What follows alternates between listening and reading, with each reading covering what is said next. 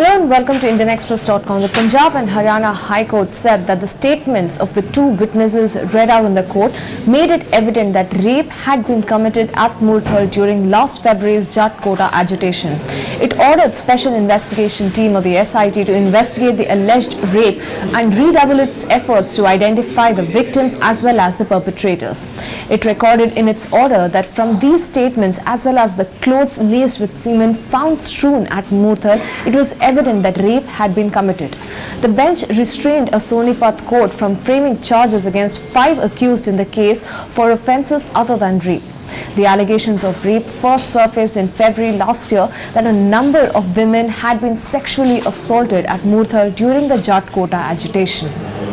For more news and updates, log on to IndianExpress.com.